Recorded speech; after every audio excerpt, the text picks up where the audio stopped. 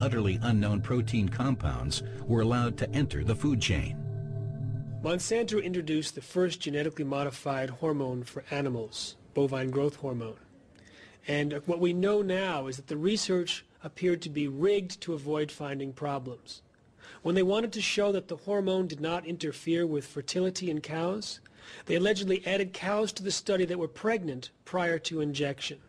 Other researchers pasteurized the milk 120 times longer than normal to try and destroy the hormone. The introduction of a hormone to boost milk production in cows shows the kind of massive pressure exerted to launch new products on the market.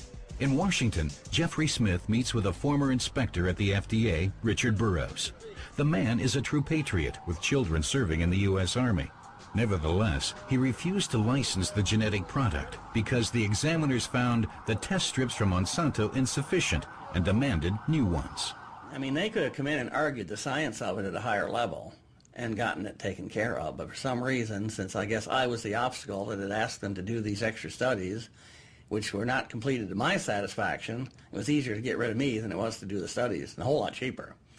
So somewhere in the chain of command, they made this point, and that person listened to the money and the politics and agreed that the best way was to get rid of me and keep the products. That was how they finally got me out of the end stages of the review process. They finally said, well, you're no longer competent to do your job, you're fired.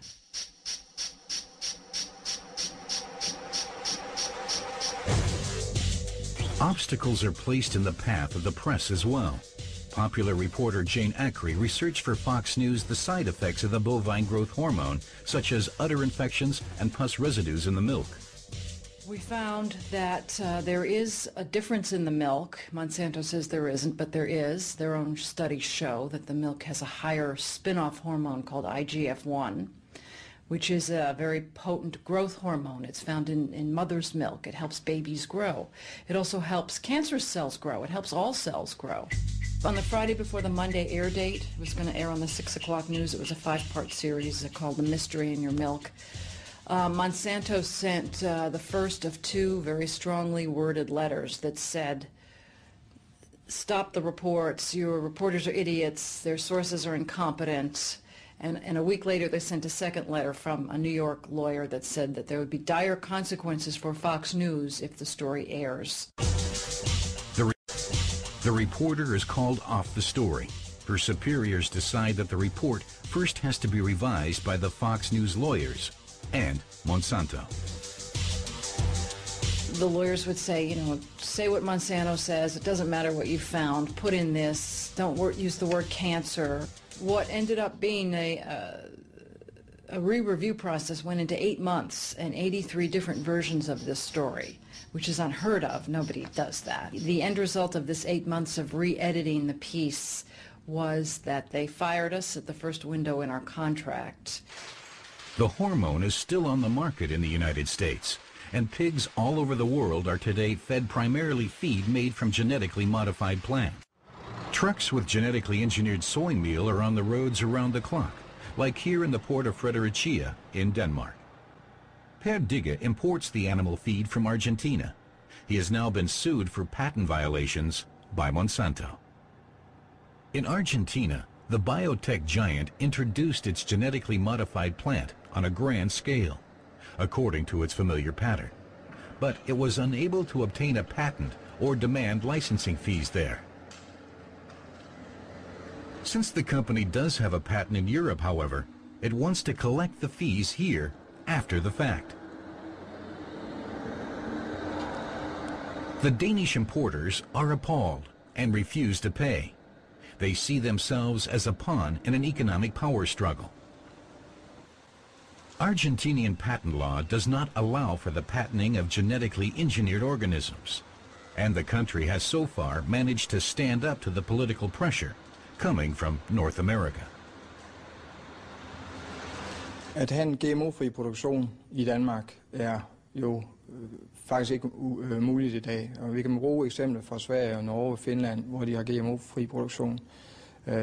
I svineproduktionen har de store problemer i de lande. Det skyldes primært, at den merpris, man skal betale for at få GMO-fri soja, er steget år efter år. Det går kun i en retning, og det skyldes igen, at den GMO-frie sojaproduktion i Sydamerika, Nordamerika, udgør efterhånden så lille en del af den samlede produktion, så mulighederne for at få den GMO-frie vare ud til en fornuftig pris bliver ringere og ringere. Omkostningen til sporbarhedssikkerhedsstillelse og lignende stiger simpelthen voldsomt. The Danish importer knows that the penetration of whole regions with genetically modified feed is irreversible. Proving that pig feed is biologically pure is virtually impossible to finance. And the fear remains that, to top it all off, they could lose the lawsuit against Monsanto. On the way to the slaughterhouse, pumped full of genetically modified feed.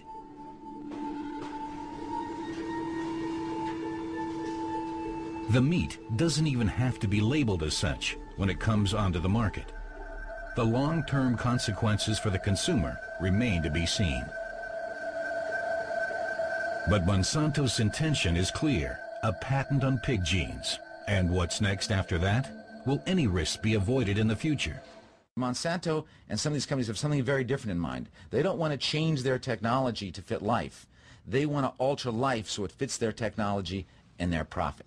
Yeah, maybe you could genetically engineer the pig to be better if they use the genetically engineered products, and you just have an inline monopoly on this. Yeah, sure, that can happen. These pigs should not be forced to eat genetically modified feed, nor should their offspring later be genetically engineered. Also wir schauen jetzt bei der Luise, das ist eine unserer ältesten Tiere hier mit einer ganzen Herde Ferkel, und bei der wollen wir uns auch mal schauen, ob an diesem alt angestammten schwäbisch-hessischen Schwein aus einer alten Linie auch diese Gene mit drin vorkommen. So, einmal, zweimal. Christoph Zimmer dares to test his own pigs. He has hesitated for a long time to test them for the gene marker for which Monsanto is claiming a patent. Monsanto is not alone. and laboratories around the world, the race is on for patented pig DNA. Thanks to the help from the Chinese, the Danish have already made a great deal of progress, as have the Germans. If a company succeeds at exercising near total control over pig breeding, thanks to a wide-ranging patent, it could legally begin to genetically engineer the animals as well, something that Monsanto has already done with plants. A nightmare for nature conservationists, a lucrative vision for industry. Man kann sich durchaus vorstellen, dass man analog zur Pflanzenbiotechnologie auch für die tierische Produktion eben fremde Gene in Tiere einschleust. A way to simply correct small flaws of nature in order to boost production. And the result? The super pig. Ich glaube nicht, dass es das Superschwein geben wird. Es wird möglicherweise mehrere Superschweine geben, die eben entsprechend den jeweiligen Produktionsbedingungen und auch den Anforderungen der Märkte optimal produzieren können. If there only weren't that annoying problem of the declining birth rate among pigs and cattle. Genetic scientist Wolf, who doesn't believe the culprit can be genetically modified feed, has launched a new experiment with cows. Die Kiki trägt ein zusätzliches Gen, das ursprünglich aus einer Qualle kommt. Dieses Gen kodiert für ein grün fluoreszierendes Protein oder abgekürzt GFP. Wenn wir sie jetzt bei Dunkelheit mit blauem Licht anleuchten würden, wird sie tatsächlich eine grüne Schnauze haben. Für uns ist die Kiki deswegen interessant, weil wir von ihr Embryonen erzeugen können, die ebenfalls grün fluoreszieren. Und diese Embryonen können wir dann in einem sehr frühen Stadium im weiblichen Geschlechtstrakt lokalisieren und können so Wechselwirkungen zwischen dem Embryo und dem Muttertier sehr gut untersuchen.